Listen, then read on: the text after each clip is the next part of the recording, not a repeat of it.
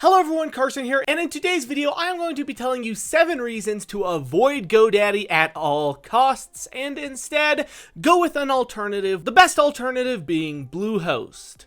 Now before we do get into this video of the 7 reasons why you should avoid GoDaddy, because there are quite a lot of reasons and it's pretty important that you know these reasons. But before we get into it, if you enjoy my content, remember to leave a like, subscribe, and hit that notification bell because I upload all the time and you do not want to miss out. And also just a reminder that I actually have Bluehost linked in the description where you can check it out if you do want to.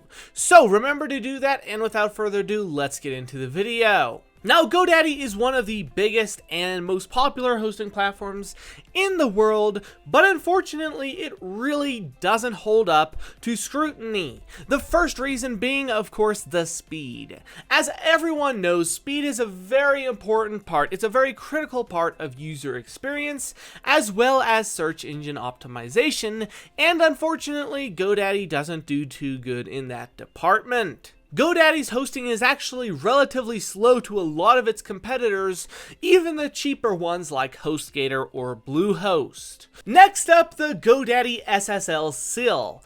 The SSL SIL essentially really ruins your performance when you get it from GoDaddy. GoDaddy offers a bunch of extra different features and handshakes, which really slow down the server and the entire website and actually make it unreadable for a lot of things. GoDaddy's SSL is actually one of their worst features, so even if they gave it to you for free, it wouldn't be worth it and it would actually be a detriment. Next up at number 3, we have WordPress updates. GoDaddy's WordPress updates are notoriously pretty bugged, and a bugged update can essentially crash your entire site. At number 4, we have support, and this is one of GoDaddy's worst features in my opinion, and one of the ones that are most well known for being horrible at, which is the support. GoDaddy's support is honestly horrendous.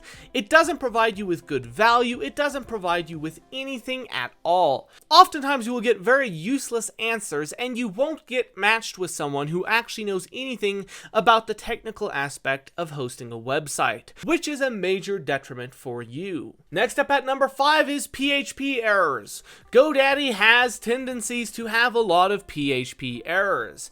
And if you're not really familiar with web hosting, because GoDaddy definitely doesn't make it user-friendly or beginner-friendly for you, this can be really difficult to solve.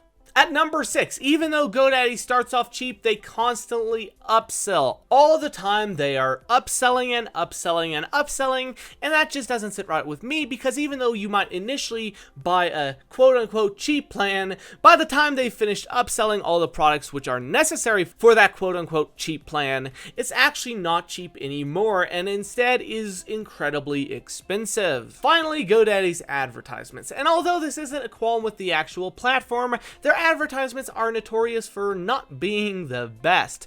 A lot of people think some of their advertisements are disgusting, and that's created a lot of controversy over the years for their platform. So if that's something that would bother you, that's something you need to understand.